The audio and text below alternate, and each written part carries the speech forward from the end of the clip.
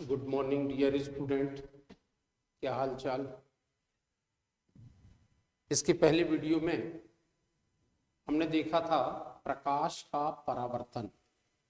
आज हम देखेंगे प्रकाश का अपवर्तन, रिफ्रैक्शन ऑफ लाइट। ठीक है, देखिए ये जितने भी लेक्चर हैं ये totally board exam based, competition का यहाँ पर मटेरियल शामिल नहीं किया गया है। आपका थ्योरी का जो पेपर होता है उसकी प्रिपरेशन के लिए इसको बनाया गया है। तो और ये सारे जितने भी 10 यूनिट रहेंगी, 10 यूनिट के सारे वीडियो आएंगे। आप चैनल को सब्सक्राइब कर लें, लाइक कर लें और शेयर कर लें और बेल आइकन को प्रेस कर लें ताकि कोई भी मतलब वीडियो अपलोड होगा तो आप तक नोटिफिकेशन आ जाएगा। तो कम से कम आप लोग उस वीडियो को देखकर एक प्रिपरेशन का एक टाइम टेबल बना पाएंगे। तो चलते हैं हम प्रकाश का अपवर्तन। क्या होता है प्रकाश का अपवर्तन? तो ध्यान देंगे, इनिशियली तौर पर अपन देखते हैं कि अगर मान लीजिए कि ये एक माध्यम है, माध्यम, ये पहला माध्यम है और ये दूसरा माध्यम, माध्यम दूसरा। तो प्रकाश की किरण जब एक माध्यम से दूसरे माध्यम में तिरछी आपतित होती है, मतलब किसी कोण पर प्रवेश करती है, तो प्रकाश के अपवर्तन की घटना कहती है कि ये प्रकाश किरण सीधे अपने मार्ग में न जाकर अपने मार्ग से विचलित हो जाती है। यही घटना कहलाती है प्रकाश का अपवर्तन। तो अगर बोर्ड एग्जाम में परिभाषा आती प्रकाश का अपवर्तन, तो यदि कोई प्रकाश किरण और एक वर्णीय प्रकाश किरण किसी माध्यम में तिरछी आपतित होती, कहने का मतलब कि एक माध्यम से दूसरे माध्यम में प्रवेश करती, तो यह अपने मार्ग से विचलित हो जाती। इस घटना को प्रकाश का अपवर्तन कहते हैं। ये वाली जो प्रकाश किरण है पहले माध्यम में चलने वाली, इस प्रकाश किरण को कहते हैं आपतित किरण, आपतित किरण। ठीक, और ये वाली प्रकाश किरण को कहते हैं अपवर्तित किरण, अपवर्तित किरण। ठीक, ये इस माध्यम का अभिलंब होता है। तो जिस पृष्ठ से प्रकाश का अपवर्तन होता है इसे अपवर्तक पृष्ठ कहती है, अपवर्तक पृष्ठ।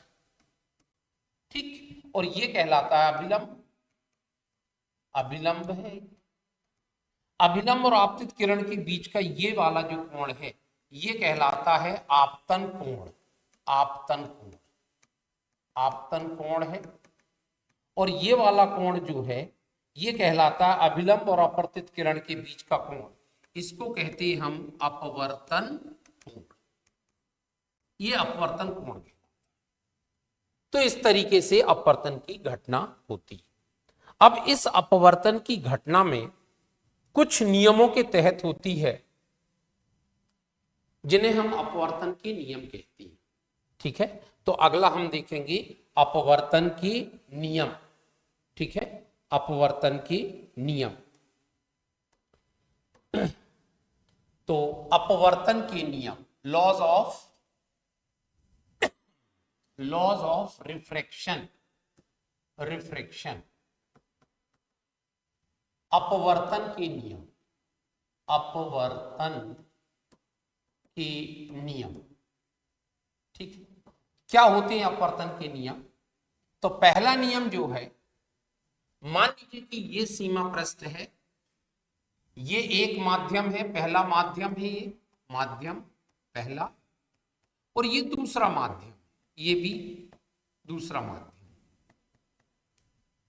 प्रकाश किरण यहां से जा रही है और यहां पर ये अपवर्तित हो रही है, तो ये सीधी न जाकर अभिलंब की ओर झुक गई, क्योंकि प्रकाश किरण जब विरल से सघन में आएगी तो अभिलंब की ओर झुकेगी और सघन से विरल में जाएगी तो अभिलंब से क्या होगी, दूर हटेगी। मान लीजिए कि ये पहला माध्यम आपका क्या है, वायु है, और ये दूसरा माध्यम जल भी हो सकता है या ग्लास भी हो सकता है, कांच, इस तरीके का। तो यहां पर ये कोण आपतन कोण है और ये वाला कोण जो है वो अपवर्तन कोण है। ठीक, ये ए बी और ये सी और ये M1 M2 जो है वो दो माध्यमों को पृथक करता हुआ सीमा पृष्ठ है, जिसे हम अपवर्तक पृष्ठ कहते हैं। तो पहला नियम जो है, पहला नियम कहता है कि आपतित किरण, ये जो आपतित किरण है, आपतित किरण, आपतित किरण अभिलंब, अभिलंब और अपवर्तित किरण, अपवर्तित किरण सदैव एक ही तल पर होती, ये पहला नियम।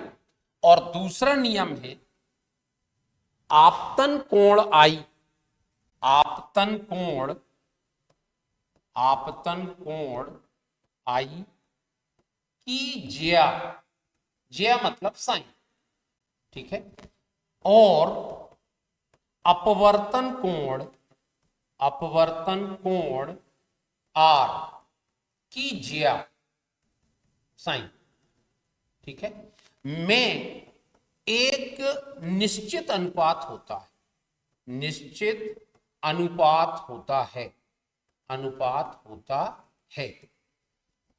ठीक, आपतन कोण की ज्या और अपवर्तन कोण की ज्या में एक निश्चित अनुपात होता है। इस अनुपात, अनुपात का मान I तथा R पर निर्भर नहीं करता, ध्यान रखना, निर्भर नहीं करता, नहीं करता। यह किसी माध्यम के लिए, किसी माध्यम के लिए, माध्यम के लिए नियत होता है, नियत होता है। इसे म्यू से व्यक्त करते, व्यक्त करते हैं, ठीक है। तो म्यू बराबर होता है साइन आई और बटे साइन आर, ये कहलाता है स्नेल का नियम, स्नेल का नियम भी कहलाता है, ध्यान। तो ये जो म्यू है ये माध्यम का अपवर्तनांक कहलाता है, ठीक है। इस जो नियतांक होता है इसे म्यू जो है, म्यू माध्यम का अपवर्तनांक, माध्यम का अपवर्तनांक, अपवर्तनांक होता है, ठीक। तो ये अपवर्तन के नियम, ठीक। इसके बाद हम म्यू की अगर बात करें कि माध्यम का अपवर्तनांक क्या है, तो आप यहां से भी लिख सकते हैं कि आपतन कोण की ज्या और अपवर्तन कोण की ज्या में एक निश्चित अनुपात होता है और वास्तव में यही अनुपात अपवर्तनांक कहलाता है, ये अपवर्तनांक, अपवर्तनांक, ठीक। इसकी एक और परिभाषा होती है अपवर्तनांक, माने माध्यम, पहले माध्यम, पहले माध्यम के सापेक्ष दूसरे माध्यम का, दूसरे माध्यम का अपवर्तनांक जो है, अपवर्तनांक म्यू 1 to 2 ये होता है V1 अपॉन V2। V1 क्या है? V1 है पहले माध्यम में, पहले माध्यम में प्रकाश की चाल, प्रकाश की चाल है, और बटे ये दूसरे माध्यम में प्रकाश की चाल, दूसरे माध्यम में प्रकाश की चाल, प्रकाश की चाल। तो इस तरीके से माध्यम का अपवर्तनांक परिभाषित होता है कि पहले माध्यम में प्रकाश की चाल और दूसरे माध्यम में प्रकाश की चाल के अनुपात को भी माध्यम का अपवर्तनांक कहते हैं। अब देखिए ये जो अपवर्तनांक है ये दो समान राशियों का अनुपात है, दो समान राशियों का अनुपात है। इसका मतलब इसका कोई मात्रक नहीं होता। अलग अलग माध्यमों के लिए म्यू का मान अलग अलग। तो अपवर्तनांक की परिभाषा अगर आती है तो अपवर्तनांक की परिभाषा हम ऐसी भी दे सकते हैं और ऐसी भी दे सकते हैं कि पहले माध्यम में प्रकाश की चाल और दूसरे माध्यम में प्रकाश की चाल के अनुपात को माध्यम का अपवर्तनांक कहती है। ठीक, अब ये अपवर्तनांक के प्रकार, तो अपवर्तनांक कितने प्रकार का होता है? दो प्रकार का होता है अपवर्तनांक के प्रकार। अपवर्तनांक के प्रकार तो ये दो प्रकार का होता है, ये दो प्रकार का होता है, कौन कौन सा? पहला होता है निरपेक्ष अपवर्तनांक, निरपेक्ष अपवर्तनांक, और दूसरा होता है सापेक्ष अपवर्तनांक, अपवर्तनांक। निरपेक्ष अपवर्तनांक मतलब एब्सोल्यूट रिफ्रैक्टिव इंडेक्स, और ये होता है आपका रिलेटिव, ये वाला होता है रिलेटिव रिफ्रैक्टिव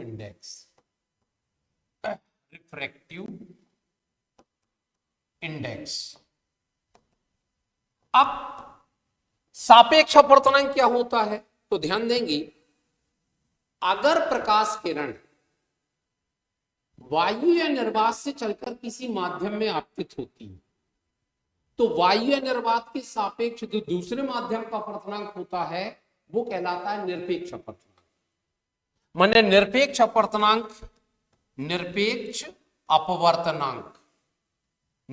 अपवर्तनांक बराबर हो जाएगा C/V, जहां C है 3 × 10⁸ मीटर पर सेकेंड वायु निर्वात में प्रकाश की चाल, और V है माध्यम में प्रकाश की चाल, ये होता निरपेक्ष अपवर्तनांक। माने म्यू बराबर होता है C/V। ध्यान रखें।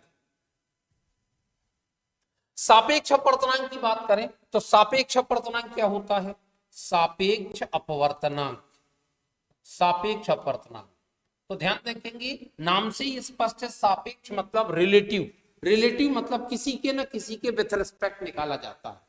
तो ध्यान देंगे, सापेक्ष अपवर्तनांक मतलब यदि कोई प्रकाश किरण एक माध्यम से चलकर दूसरे माध्यम में जा रही है तो पहले माध्यम के सापेक्ष दूसरे माध्यम का जो अपवर्तनांक होता है वो कहलाता है सापेक्ष अपवर्तनांक। तो सापेक्ष अपवर्तनांक में दूसरी परिभाषा के हिसाब से अगर हम देखें तो हम लिखेंगे V1/V2। ये सापेक्ष अपवर्तनांक। पहले माध्यम में प्रकाश की चाल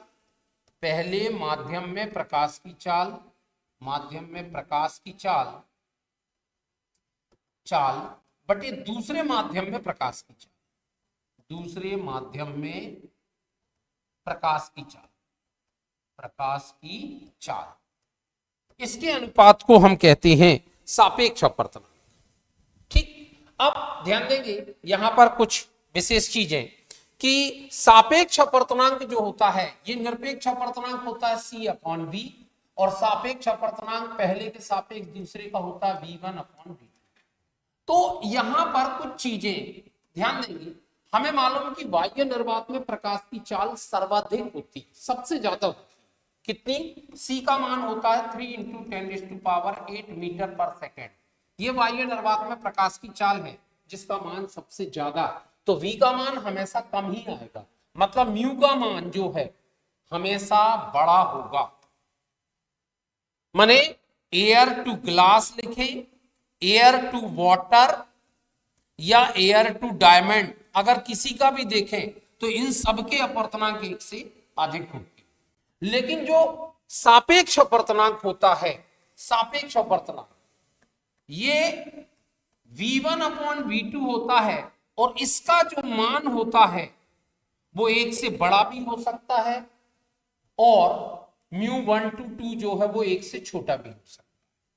जैसे अगर हम विरल के सापेक्ष सघन का लिखते हैं, माने वाटर टू ग्लास, जल के सापेक्ष कांच का अपवर्तनांक, तो आपको मालूम है कि ये जल के सापेक्ष कांच का अपर्तनांक होता है 9/8 जो कि 1 से बड़ा है, जबकि हम ग्लास के सापेक्ष यदि वाटर का लिखेंगे तो ये हो जाएगा 8/9 जो कि 1 से छोटा।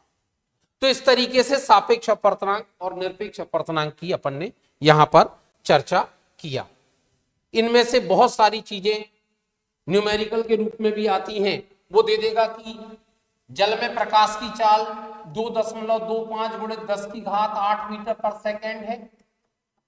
तो जल का अपवर्तनांक ज्ञात कीजिए, तो म्यू का मान आप बड़े आराम से निकाल सकते हैं, C/V। सी का मान दे देंगे 3.3 गुणित 10⁸, और इसका मान रख देंगे 2.25 गुणित 10⁸, और इसको सॉल्व करेंगे तो ये आ जाएगा 4/3।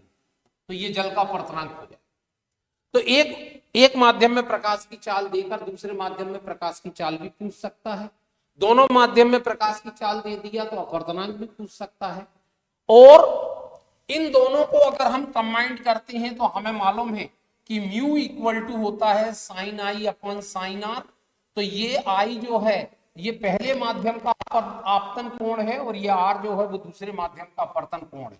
तो म्यू 1 to 2 अगर हम देखें तो ये हो जाएगा V1 अपॉन V2।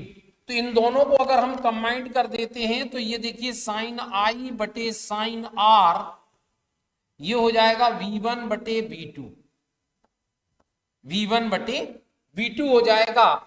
और अगर आप ध्यान से देखें तो इस समीकरण का उपयोग कर ले हम, ये म्यू का ही मान है, ये होता है sin I upon sin R और इक्वल टू होता है V1 अपॉन V2। अब अगर प्रकाश किरण विरल से सघन में जा रही है, माने पहला माध्यम विरल है और दूसरा सघन है, तो देखिए पहले माध्यम में प्रकाश की चाल V1 है तो ये विरल माध्यम में है तो ये ज्यादा होगी और V2 कम होगी। इसका मतलब ये है कि V1 अपॉन V2 का मान 1 से क्या होगा, बड़ा। यदि ये राशि 1 से बड़ी है तो sin I upon sin R का मान जो है वो भी 1 से बड़ा होगा। इसका मतलब sin I जो है वो बड़ा होगा sin R से। तो साइन कब बड़े होंगे, जब थीटा बड़े होंगे। इसका मतलब I जो है वो R से बड़ा होगा। तो ध्यान रखेंगे कि यदि कोई प्रकाश किरण विरल माध्यम से सघन माध्यम में जा रही है तो आपतन कोण बड़ा होगा और अपवर्तन कोण छोटा होगा। इसका मतलब प्रकाश किरण अभिलंब की ओर झुकेगी। इसका उल्टा ले लें, इसका उल्टा अगर हम ले लें, मान लीजिए कि प्रकाश किरण कहां से कहां जा रही है, विरल से सघन में जा रही है, सॉरी सघन से विरल में, माने पहला माध्यम सघन, तो सघन माध्यम में प्रकाश की चाल कम होगी और विरल में ज्यादा आएगी। इसका मतलब V1 अपॉन V2 जो है वो लेस देन 1 होगा। भाई V1 छोटा है, अंश का मान छोटा, हर का मान बड़ा है, तो ये राशि 1 से क्या होगी, छोटी होगी। अगर ये 1 से छोटी है तो ये राशि भी 1 से क्या हो जाएगी, छोटी हो जाएगी। मतलब sin I upon sin R हो जाएगा लेस देन 1 होगा। इसका ट्रांसफर करेंगे हम तो ये आ जाएगा आपका sin I less than sin R। इसका मतलब I लेस देन R। इसका मतलब आपतन कोण कम होगा और अपवर्तन कोण ज्यादा होगा। माने प्रकाश किरण जब सघन से विरल में जाती है ऐसी, तो अभिलंब से दूर हट जाए, क्योंकि ये वाला कोण R बड़ा आ रहा है और ये वाला कोण I जो है वो छोटा आ रहा है। इसमें ऊपर वाला माध्यम सघन होगा और नीचे वाला माध्यम विरल। तो इस तरीके से इससे रिलेटेड कोई भी चीज आती है से बन जाएगी। आगे हम देखते हैं अपवर्तनांक की निर्भरता। अपवर्तनांक की निर्भरता माने ये जो म्यू है ये किन किन कारकों पर निर्भर करता है। तो ध्यान रखेंगे इसकी पहली निर्भरता माध्यम के जोड़ों की प्रकृति पर, माध्यम के जोड़ों की प्रकृति पर। अब भी मैंने आपको बताया कि माध्यम का जोड़ा कैसा, विरल के सापेक्ष अगर हम सघन की बात करें तो इसका अपवर्तनांक 1 से ज्यादा होगा। जैसे वायु के सापेक्ष कांच का अपवर्तनांक 1 से ज्यादा होता है, ऐसे जल के मतलब वायु के सापेक्ष जल का भी क्या होता है, 1 से ज्यादा होता है। और अगर हम इसका उल्टा ले लें कि कांच के सापेक्ष वायु का निकालेंगे तो ये 1 से कम आएगा। तो माध्यम के जोड़ों की प्रकृति पर ये पहली निर्भरता है कि विरल माध्यम के सापेक्ष सघन माध्यम का अपवर्तनांक 1 से ज्यादा होता है और सघन माध्यम के सापेक्ष विरल माध्यम का अपवर्तनांक 1 से कम होता है। तो ये माध्यम के जोड़ों की प्रकृति पर। दूसरी निर्भरता है प्रकाश के रंग पर। प्रकाश के रंग पर तो ध्यान देंगे, प्रकाश के रंग पर जब भी निर्भरता आती है तो इस बात का ध्यान रखें, हमारे पास एक कॉसीज इनइक्वालिटी होती है, ठीक है। कॉसी इनइक्वालिटी जो होती है वो होती है mu equal to A plus B upon lambda square. ये तरंगदैर्घ्य के साथ अपवर्तनांक का संबंध है। तो आप इस संबंध को अगर अच्छे से देखेंगे तो ए और बी तो नियतांक हैं, लैम्डा जो होती है वो तरंगदैर्घ्य। और आपको मालूम है कि बैगनी रंग की तरंगदैर्घ्य होती है 4000 एंगस्ट्रॉम और लाल रंग की जो तरंगदैर्घ्य होती है वो होती है 7800 एंगस्ट्रॉम। तो बैगनी रंग की तरंगदैर्घ्य कम है तो अपवर्तनांक ज्यादा आएगा और लाल रंग की तरंगदैर्घ्य ज्यादा है तो अपवर्तनांक कम आएगा। इसका मतलब यह है कि हम ये कह सकते हैं कि म्यू वी जो है, सॉरी लैम्डा वी जो है वो लैम्डा आर से कम है, तो म्यू वी का मान जो है वो म्यू आर से ज्यादा होगा। इसका मतलब बैगनी रंग के लिए अपवर्तनांक ज्यादा आएगा और लाल रंग के लिए अपवर्तनांक कम आएगा। अब कई बार इस टाइप का क्वेश्चन आ जाता है कि मान लीजिए कि कोई भी प्रकाश किरण एक माध्यम से दूसरे माध्यम में जा रही है, ठीक है। ऐसा ये 3 माध्यम उसने बना दिया कि यहां पर प्रकाश किरण ऐसी आपतित हो रही है, यहां पर अपवर्तन कोण 30 अंश, यहां पर 45 अंश है, यहां पर भी प्रकाश किरण 45 से ही आपतित हो रही है, ये 45 से आपतित हो रही है। यहां पर अपवर्तन कोण जो है वो मान लीजिए कि 25 अंश है, ठीक है। और यहां पर प्रकाश किरण 45 से ही आपतित हो रही है और यहां पर अपवर्तन कोण जो है वो 15 अंश 15 डिग्री और एक ही आपतन कोण। और ये 3 माध्यम है अलग अलग, ये पहला माध्यम है, ये दूसरा माध्यम है और ये तीसरा माध्यम। इस तरीके के क्वेश्चन पूछ लेता है कि प्रकाश किरण समान आपतन कोण पर आपतित हो रही है और उनके अपवर्तन कोण ये है, तो वो कहेगा किस माध्यम में प्रकाश की चाल न्यूनतम होगी, किस माध्यम में प्रकाश की चाल न्यूनतम होगी, पहले में होगी, दूसरे में होगी, तीसरे में होगी। तो ध्यान रखना ये वाला ऑप्शन सही है, क्योंकि जो माध्यम जितना ज्यादा सघन होगा प्रकाश किरण अभिलंब की ओर उतनी ज्यादा झुकेगी। अभी हमने निकाला sine I upon sine R का जो रेशो होता है वो V1 अपॉन V2 के बराबर होता है। मतलब हम थोड़ी देर के लिए अगर इसको साइन को छोड़ दें तो हम ये कंपेयर कर सकते हैं कि I अपॉन आर का जो रेशो है वो V1 अपॉन V2 के रेशो के बराबर है, हालांकि साइन के साथ है लेकिन बराबर है। तो यहां से आप देखेंगे कि जितना ज्यादा अनुपात यहां पर आएगा, मान लीजिए कि यहां पर वायु है तो इस सम में क्या आ जाएगा, V1 का मान तो सबके लिए बराबर होगा। और ये डायमंड है, ये है आपका जल और ये है आपका मान लीजिए कांच है, या ये कांच है और ये जल।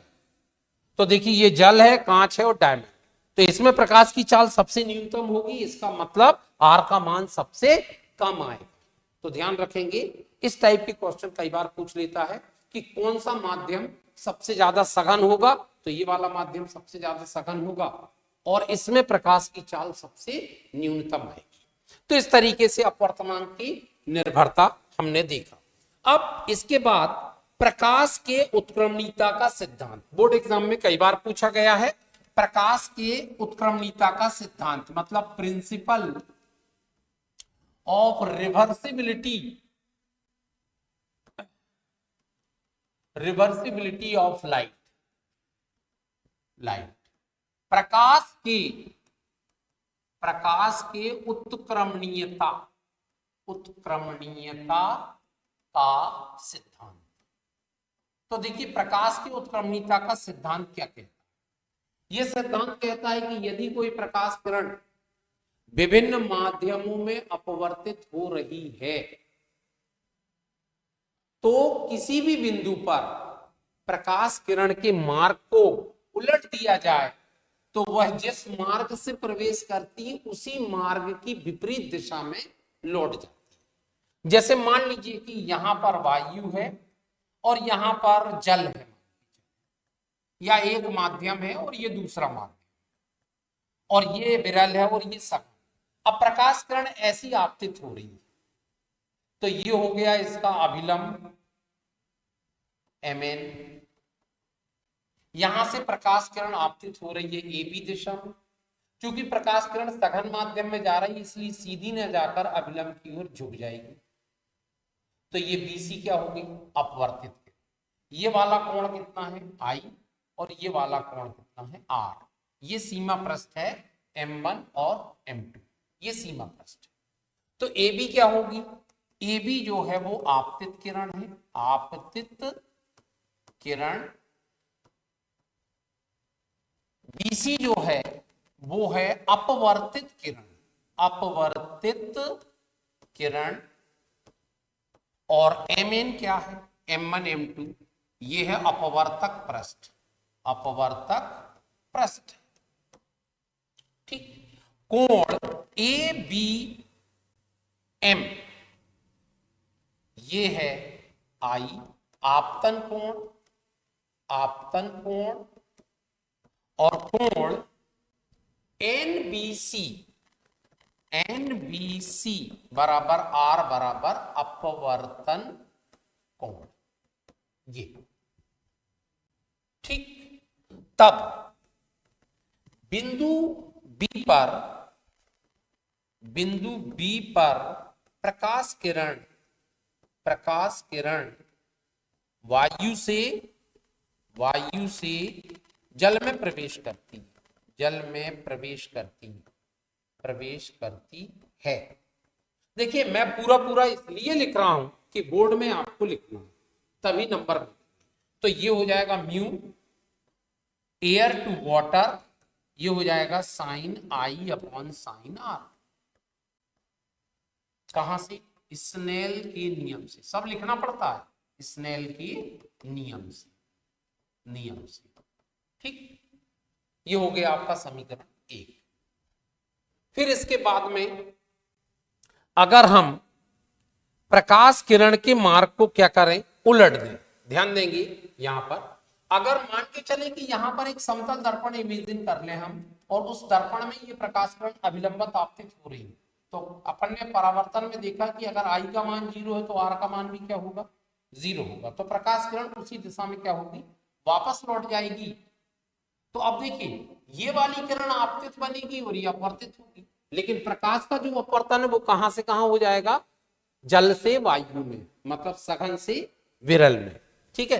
तो यदि बिंदु C पर, बिंदु C पर प्रकाश किरण के मार्ग को, प्रकाश किरण के मार्ग को उलट दिया जाए, उलट दिया जाए, तब क्या होगी, ये जो CB है ये कहलाएगी आपतित किरण, आपतित किरण। और BA जो है वो कहलाएगी अपवर्तित किरण, अपवर्तित किरण। ठीक।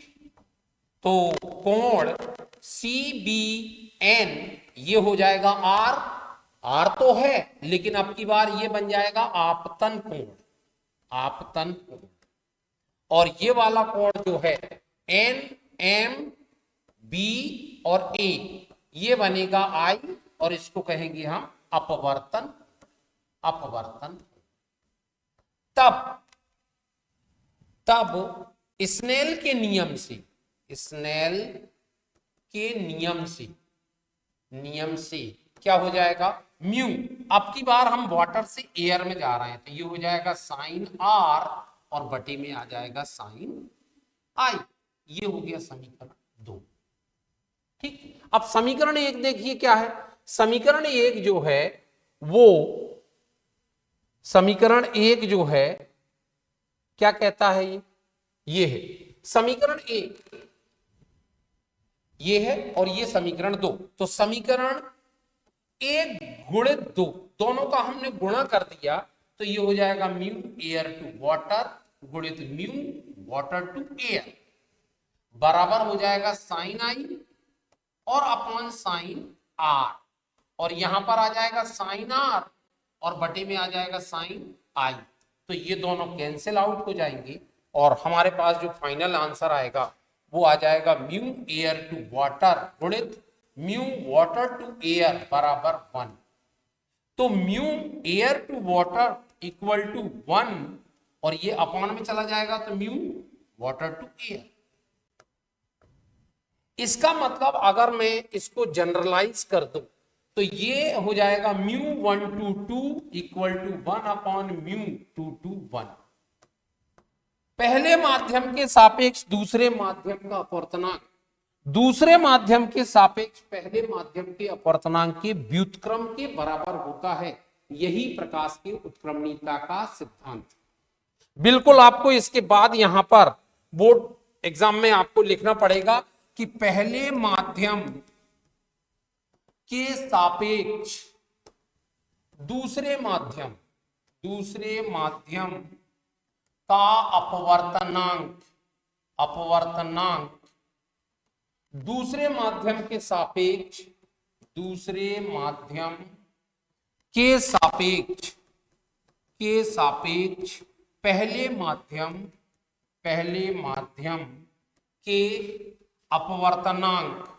के अपवर्तनांक के व्युत्क्रम के बराबर होता है।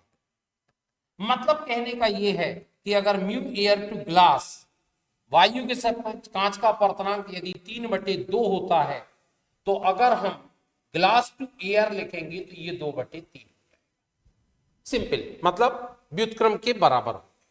तो ये कहलाता प्रकाश की उत्क्रमणीयता का सिद्धांत।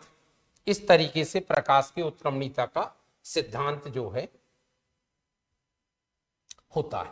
ठीक, अब हम बात करेंगे ये प्रकाश की उत्क्रमणीयता का सिद्धांत। इतना आपको पूरा लिखना पड़ेगा। अब इसमें एक क्वेश्चन हमेशा से पूछा गया है, वो क्वेश्चन क्या है? क्वेश्चन ये है कि प्रूव दैट सिद्ध करो कि mu air to water into mu water to glass into mu glass to air बराबर 1 होता है, या mu water to glass equal to होता है mu glass to air upon mu air to water. ये इसको प्रूव करना तो बिल्कुल सिंपल प्रूफ है। एक डायग्राम बना लेंगे। ये ऊपर वायु है, यहां पर जल है, यहां पर कांच है, ठीक, और यहां पर प्रकाश किरण ऐसी आपतित हो रही है। ठीक है, ध्यान रखेंगे डायग्राम बनाते समय यहां पर जब पहले माध्यम में आपतन कोण बनाएं तो काफी बड़ा आपतन कोण बना लें, क्योंकि 2 बार हमको किरण को झुकाना है तो फिर दिक्कत होती। फिर यहां पर प्रकाश किरण वायु से जल में जा रही है, मतलब सीधी नहीं जाएगी, अभिलंब की ओर झुक जाएगी। यहां पर भी प्रकाश किरण जल से कांच में जा रही है, इससे ज्यादा सघन ये होता है तो ये सीधी ना जाकर अभिलंब की ओर ऐसी झुक, और जब ये बाहर निकलेगी तो आपतित किरण की समांतर आएगी। ठीक है, आपतित किरण की समांतर आएगी।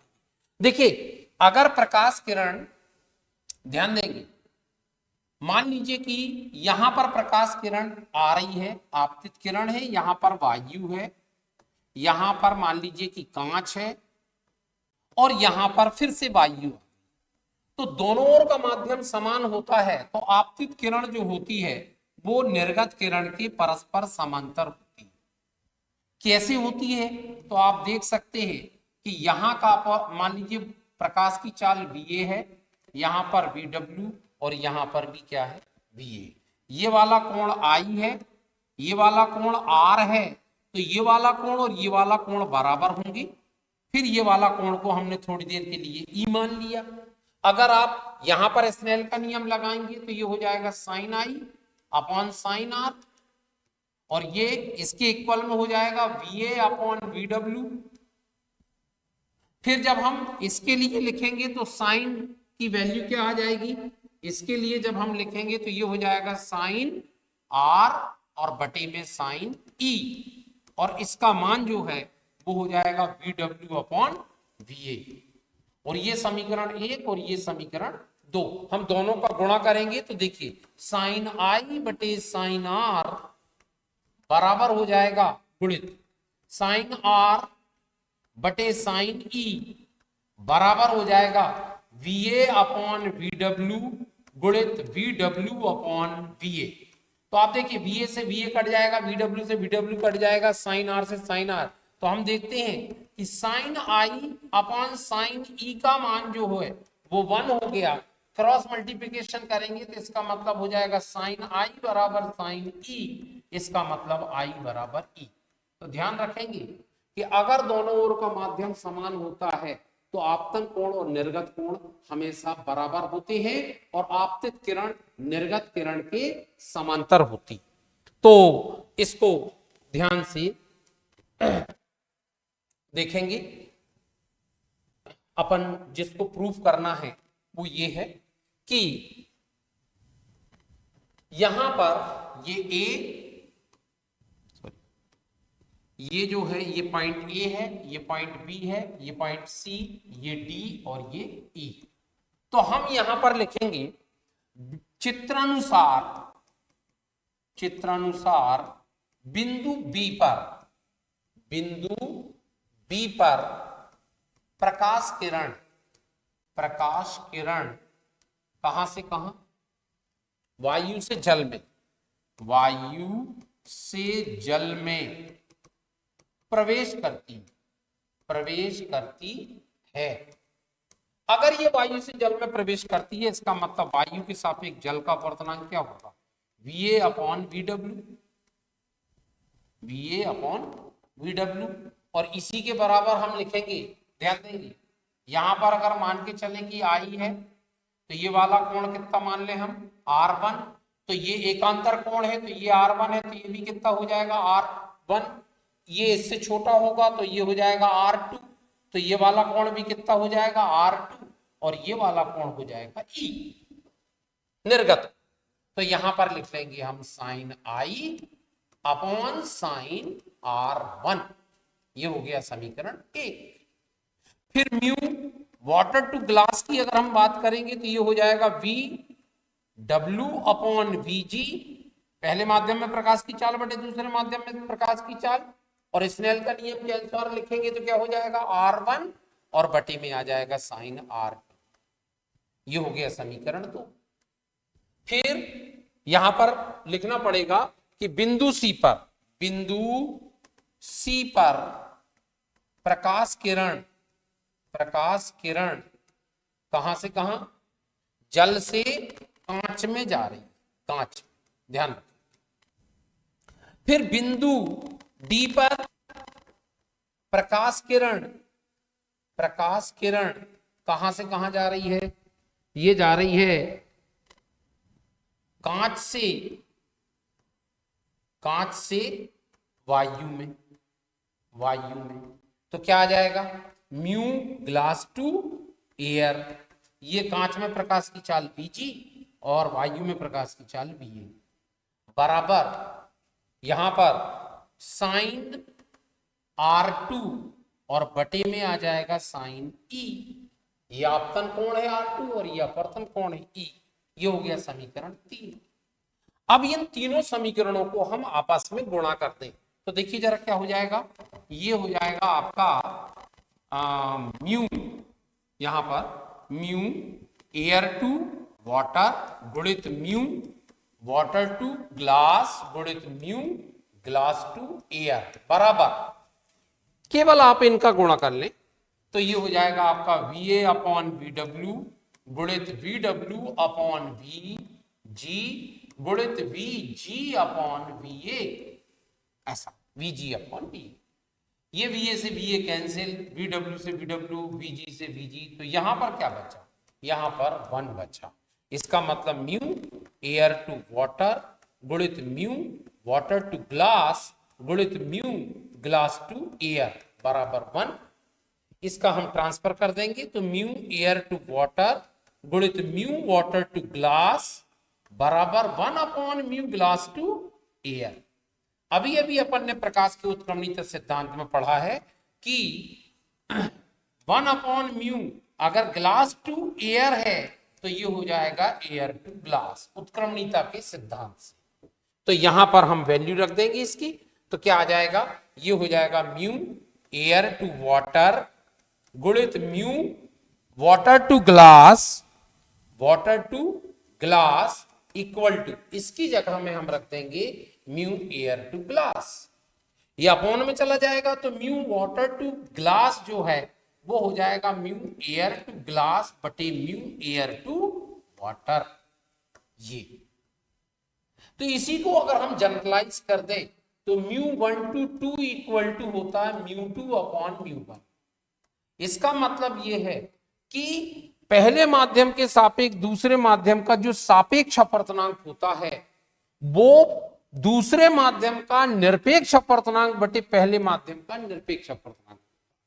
जैसे अगर हम मान के चले कि म्यू एयर टू ग्लास जो है वो 3/2 होता है और म्यू एयर टू वाटर जो है वो 4/3 होता है, और हमसे अगर कोई पूछ ले कि वाटर टू ग्लास कितना होगा तो हम फार्मूला लगा देंगे एयर टू ग्लास बटे air to water. Air to glass 3/2 और ये होगा 4/3, ये पलट के ऊपर जाएगा तो 9/8 हो जाएगा। और इसी में प्रकाश के उत्क्रमणीयता के सिद्धांत के आधार पर ग्लास टू वाटर करेंगे तो ये आ जाएगा 8/, उल्टा। तो इस तरीके से आप ये वाला फॉर्म जरूर याद रखें कि साइन आई जो है और बटे में साइन आर है, एक्चुअल में ये होता है म्यू 1 to 2 और म्यू 1 to 2 बराबर होता है mu 2 upon mu 1 equal to हो जाएगा sine I upon sine R. तो इसका त्रियक गुणा जब करेंगे तो ये हो जाएगा म्यू 1 साइन आई बराबर म्यू 2 साइन आर, ठीक।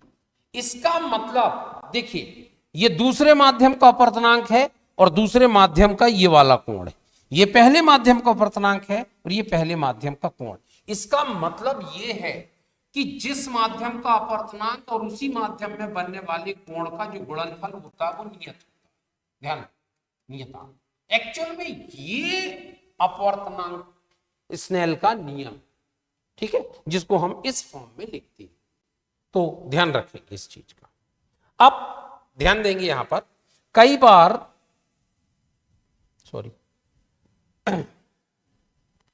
इस तरीके से हमारे पास स्नेल का नियम जो है वो इस रूप में आता है। तो ये आपके जो क्वेश्चन हुआ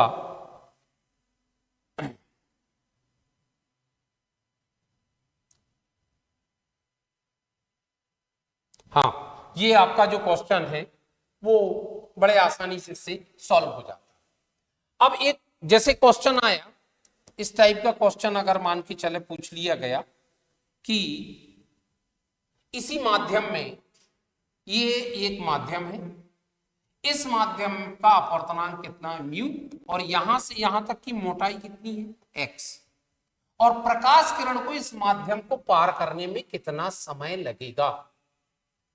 एक्स मोटाई और म्यू अपवर्तनांक वाले माध्यम को जब प्रकाश किरण पार करेगी तो इसमें कितना समय लगेगा। तो ध्यान रखेंगे कि इसकी मोटाई ये है और इसके अंदर प्रकाश की चाल कितनी है v, तो माना समय कितना लगा, माना समय t लगा, t सेकेंड, ठीक। तब v बराबर क्या हो जाएगा, तो v बराबर हो जाएगा x अपॉन टी, ठीक। अब म्यू बराबर क्या होता है, तो म्यू बराबर होता है सी अपॉन वी। तो सी है, लेकिन v की वैल्यू क्या हो जाएगी, x अपॉन टी। तो जब ये पलट के ऊपर जाएगा तो ये हो जाएगा सी टी अपॉन एक्स। अब यहां से t की वैल्यू निकाल लो तो क्या आ जाएगा, ये देखिए mu equal to C T upon X, X का ट्रांसफर करेंगे तो t की वैल्यू क्या आ जाएगी, म्यू एक्स अपॉन सी। ध्यान रखो ये t मोटाई, सॉरी x मोटाई और म्यू अपवर्तनांक वाले माध्यम को पार करने में लगा हुआ समय का फार्मूला है। अब मान के चलें कि आपको दो दो माध्यम पूछ ले, ठीक है, अगर मान लीजिए कि आपके दो माध्यम पूछ लिया उसने कि दो माध्यमों में प्रकाश की चाल आपको निकालनी है, ठीक है, और दोनों माध्यम के अलग अलग मान लीजिए कि अलग अलग मोटाई दी है, इस टाइप के माध्यम है, एक माध्यम आपका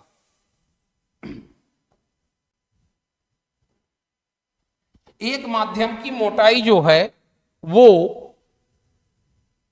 म्यू अपवर्तनांक वाले माध्यम की मोटाई x1 है और म्यू2 अपवर्तनांक वाले माध्यम की मोटाई अगर x2, तो टोटल समय कितना लगेगा, तो उसके लिए डायरेक्ट आप याद रख सकते हैं t इक्वल टू ये हो जाएगा म्यू1 पहले माध्यम और x1 और अपॉन में c, और फिर बाद वाला समय जो होगा वो क्या होगा, म्यू2 x2 अपॉन c। तो दोनों को अगर हम कैलकुलेट कर देंगे तो ये हो जाएगा म्यू1 x1 प्लस म्यू2 x2 और अपॉन में c। इस तरीके के फॉर्म, और इनमें छोटे छोटे से सवाल वो देता है, तो ध्यान रखेंगे इस चीज का, ठीक।